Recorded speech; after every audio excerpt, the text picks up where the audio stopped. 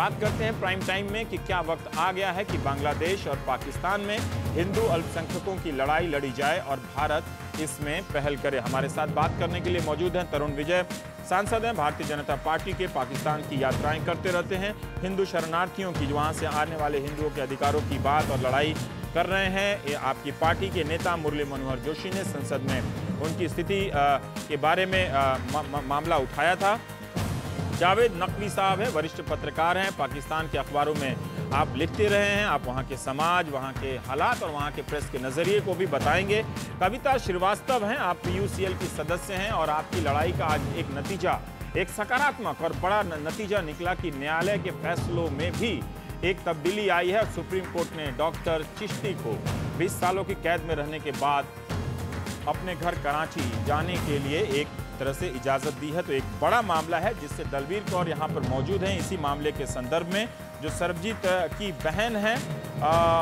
इस फैसले से, सुप्रीम कोर्ट के इस फैसले से अब ये देखा जाएगा कि पाकिस्तान कैसे अपनी तरफ से एक रेसिप्रोकेट करता है, कैसे पहल करता है और सरबजीत की रिहाई के लिए वहाँ पर पहल होती है और कैसे बल मिलता है। सुशांत सरीन साहब हैं, आप अंतर्राष्ट्रीय विशेषज्ञ हैं मामलों के, आपकी भी इस मामले पर राय है। तरुण विजय जी, हम आपसे पहले जानना चाहते हैं कि पाकिस्तान तो आप आते जाते रहते हैं, हिंदुओं के हालात की सामान्य जानकारी और बयानों के अलावा रिंकल कुमारी की जो घटना है, क्या उसी पाकिस्तान का चेहरा है या फिर हाल फिलहाल में ऐसी घटनाएं बढ़ने लगी हैं? तरुण विजय।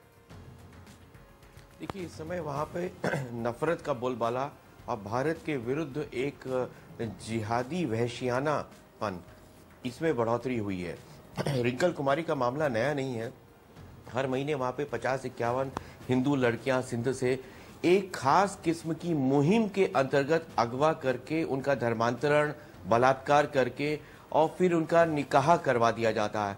और लड़की चाहे कितनी हिम्मत दिखाए, जैसे रिंकल कुमारी ने बहुत हिम्मत दिखाई और सुप्रीम कोर्ट के सामने कहा कि मैं जान दे दूंगी पर अपना धर्म नहीं बदलूंगी, पर जब लगातार बलात्कार हो और उसके बाद चारों ओर से सुप्रीम कोर्ट भी उसको घेर कर भेड़ियों के सामने फेंक दे, तो रिंकल कुमारी के सामने भी सिवाय अपने आप को जिंदा लाश में बदल लेने के और कोई चारा बचता नहीं था।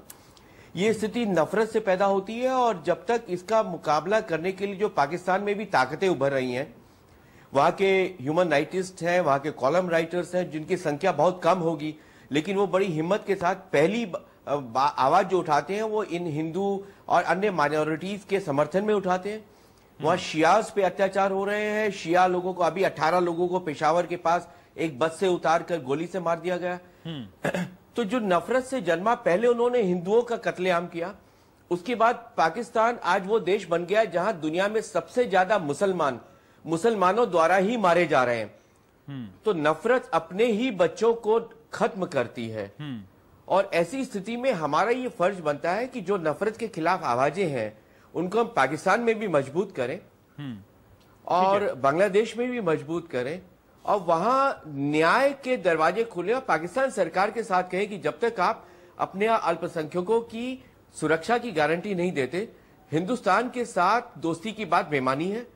आप कहते हैं कि गिलानी साहब कहते हैं कटास राज का रिनोवेशन करेंगे, हम कहते हैं पहले जो जिंदा मंदिर है उनकी सुरक्षा करिए। कटास राज में जाने वाले ही जब नहीं बचेंगे तो कटास राज का आपने नया बना भी दिया तो उसका हम क्या करेंगे? Do you have the NDTV Profit app? All the markets, all the news and your own homemade, ready-made portfolio available there for you. We will right now answer what you should sell, what you should buy when markets are down. Download at ndtvprofit.com/apps. Get the best app from the channel you trust.